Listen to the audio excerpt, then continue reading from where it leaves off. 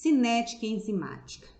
Ainda dentro dos fatores que influenciam na atividade da enzima, um fator fez com que nós tivéssemos essa nova vertente, que é a cinética enzimática. E esse fator está muito relacionado com a concentração do substrato. De que maneira que ele influencia na atividade da enzima? Em 1913, dois pesquisadores trabalhando de maneira independente, Michaelis, um enzimologista, e Mendel, uma pediatra, eles verificaram que na reação catalisada por uma enzima, a velocidade dessa reação, ela não acontece de maneira constante em todas as etapas. Eles verificaram que quando a enzima reage com o substrato para formar o complexo enzima-substrato, essa parte da reação acontece mais rapidamente. Enquanto o período de transição para que ocorra a formação do produto, essa parte da reação acontece mais lentamente. Um experimento foi feito a fim de verificar como que a concentração do substrato influencia, então, na velocidade da reação diante das enzimas. E eu vou mostrar para vocês a ideia do experimento. Foi criado várias situações nas quais se mantiveram constante a concentração de enzimas e o que foi variado aqui foi a concentração do substrato. A fim de verificar nas diferentes situações o quanto de complexo enzima-substrato era estabelecido nessas diferentes concentrações e em que velocidade isso acontecia. O que foi observado aqui? Foi observado na situação A, com uma quantidade X de substrato, que das 4 enzimas, apenas uma, nessa concentração de substrato, estabeleceu o complexo enzima-substrato. Ao se verificar qual foi a velocidade na qual ocorreu esse complexo, essa parte da reação, observaram que ocorreu numa velocidade de 25%. Quando se aumenta a concentração de substrato, observa-se que aumenta o complexo enzima-substrato e, consequentemente, a velocidade em que esse complexo se estabelece.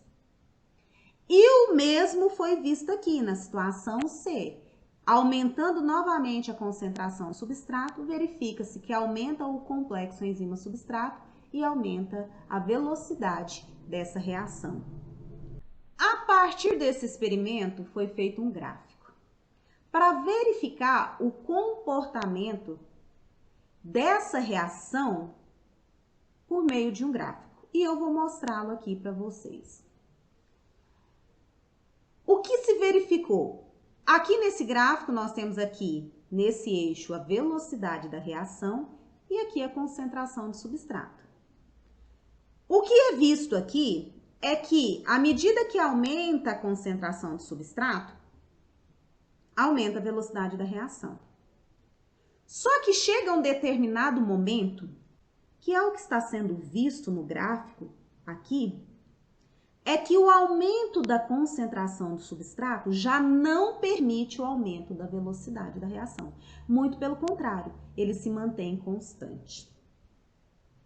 Quando se verificou quanto valia essa velocidade para as enzimas, eles verificaram que isso daqui, então, é a velocidade máxima da reação catalisada por essa enzima.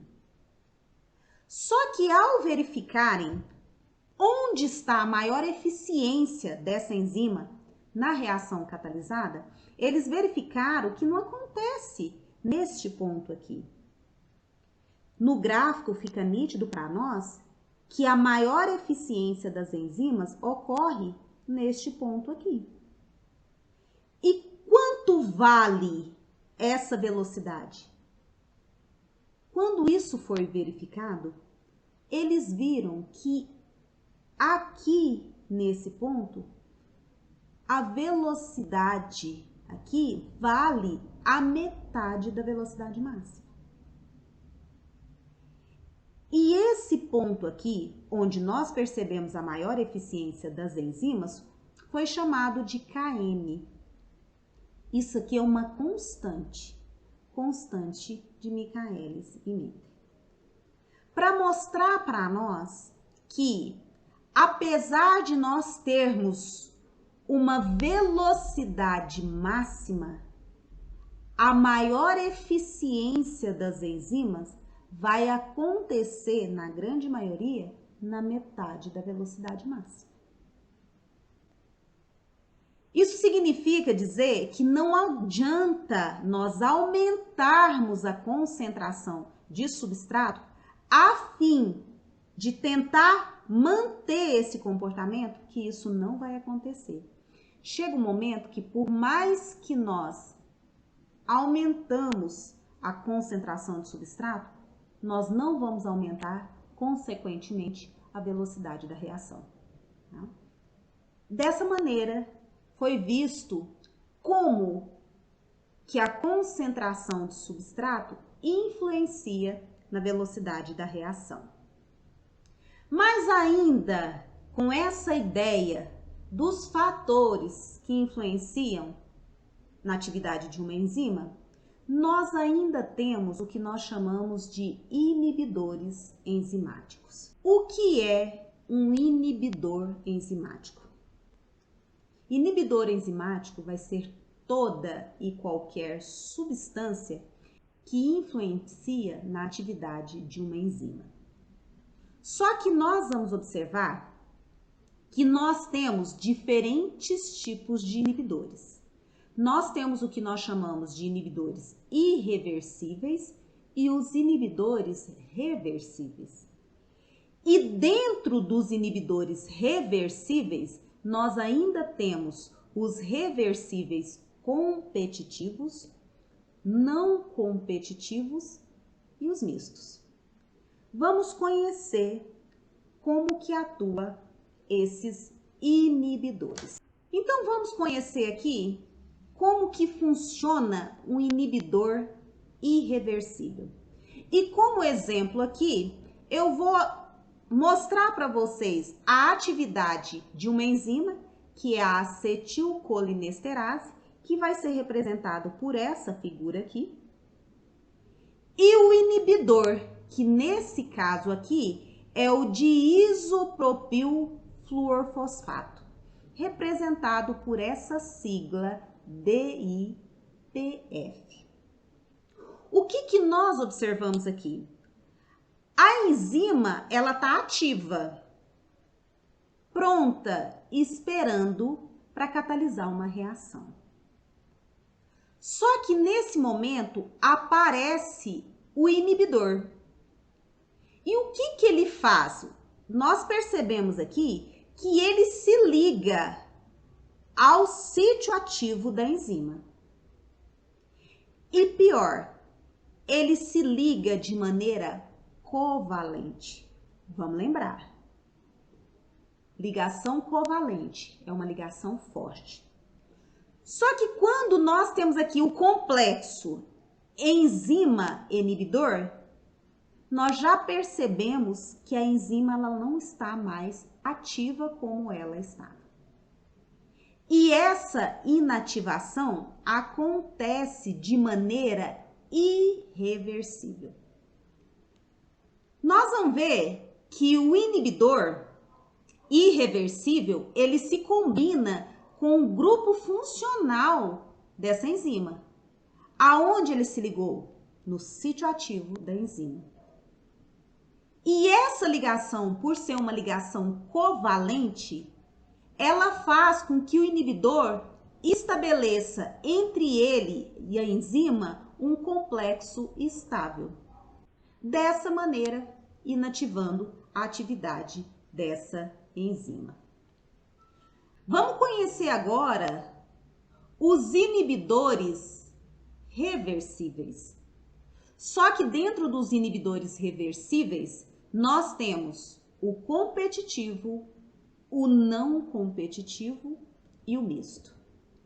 O primeiro inibidor que eu vou mostrar aqui para vocês é o inibidor competitivo. Veja só, o que nós temos aqui?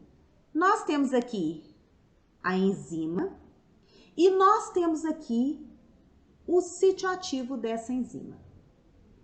Nós temos aqui em azul a representação do substrato e em lilás aqui do inibidor.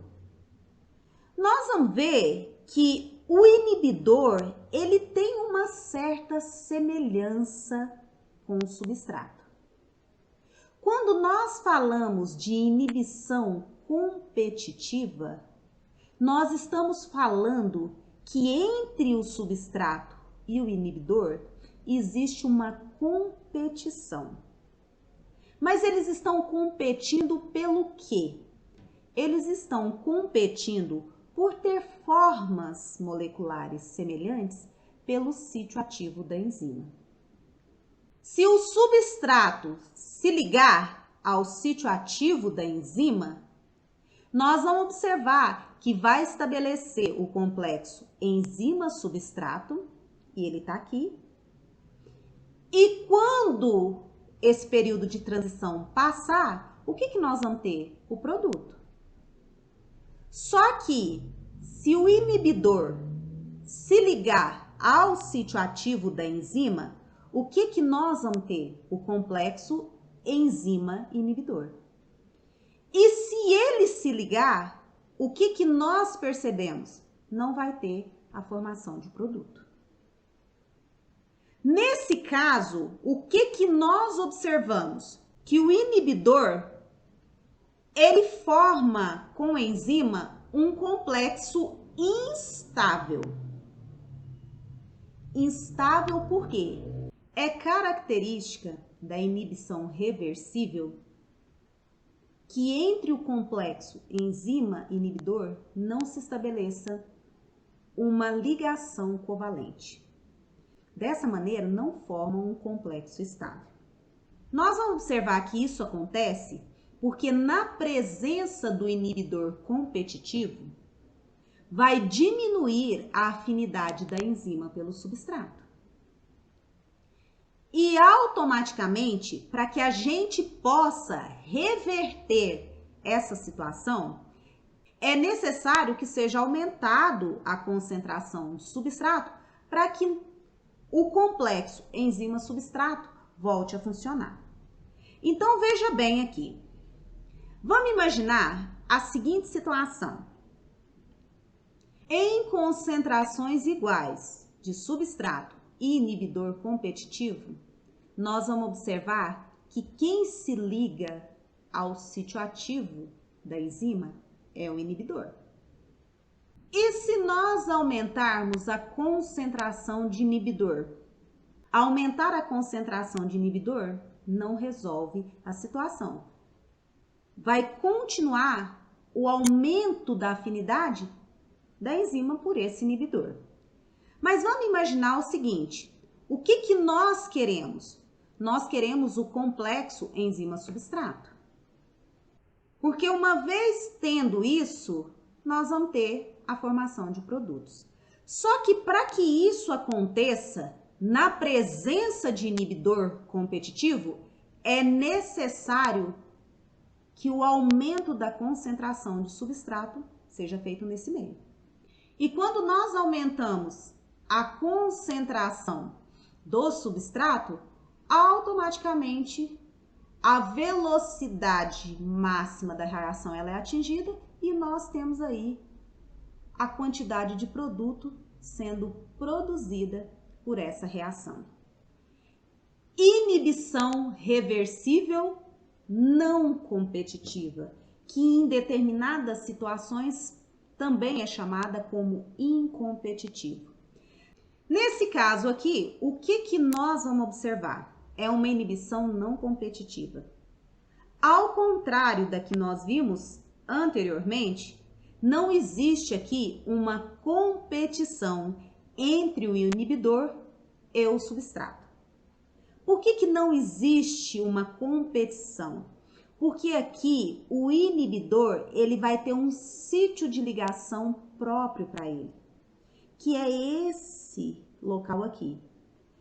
Nesse caso, o sítio ativo da enzima, que é o local onde o substrato se liga, está livre para que ele possa se ligar.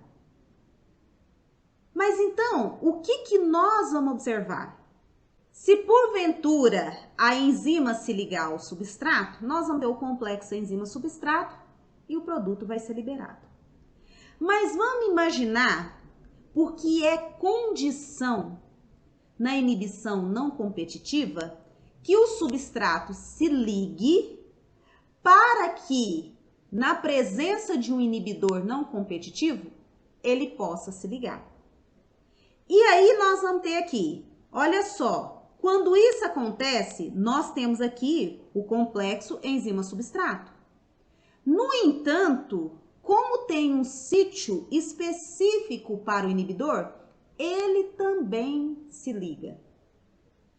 Nesse caso, nós temos aqui o complexo enzima, substrato, inibidor. Nessa condição, o que nós vamos observar? Que o inibidor, ele se liga de maneira reversível, é característica, em um sítio próprio no complexo enzima-substrato. Nesse caso de inibição, nós vamos ver que vai diminuir a concentração de produto, porque a velocidade ela vai diminuir consequentemente, mas pelo menos a presença desse inibidor não compromete, assim como comprometeu o inibidor competitivo, a síntese do produto. Qual é o outro tipo de inibição que nós temos? O que nós chamamos de mista. O que nós temos na inibição reversível mista? Aqui nós temos a enzima, o inibidor representado aqui e o substrato aqui. A primeira coisa que nós observamos é que não existe entre inibidor e substrato uma semelhança estrutural. Nesse caso, não vai existir entre eles uma competição pelo sítio ativo da enzima. Mesmo porque existe aqui um sítio de ligação específica para o inibidor. Nesse caso, nós podemos ter duas situações.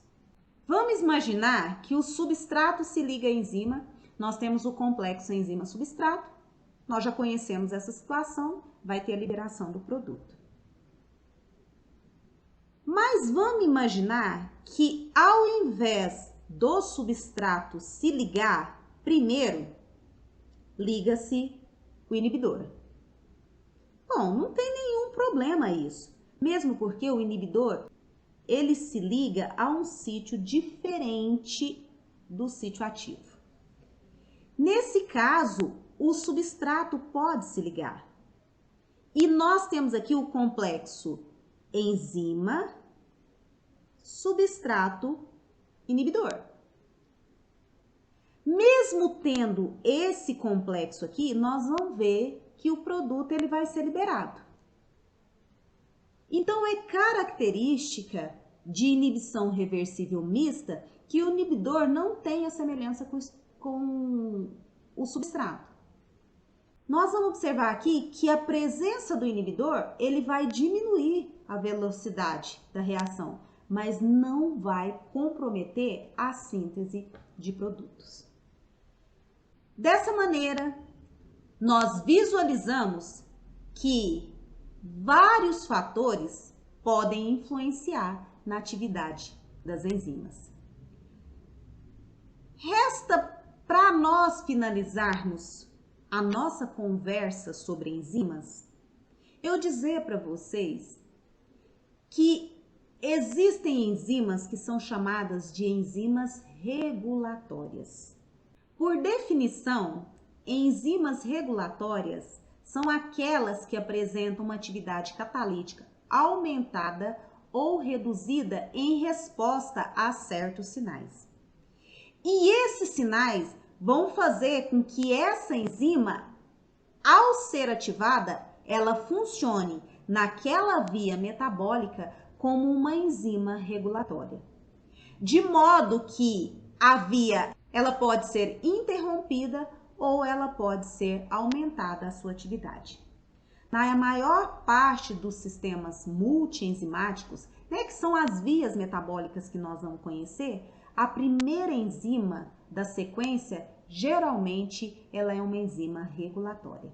E nós vamos ter a oportunidade de conhecer algumas enzimas regulatórias que são chaves nas vias metabólicas que eu vou apresentar para vocês. Dessa maneira, nós fechamos o nosso tópico sobre enzimas.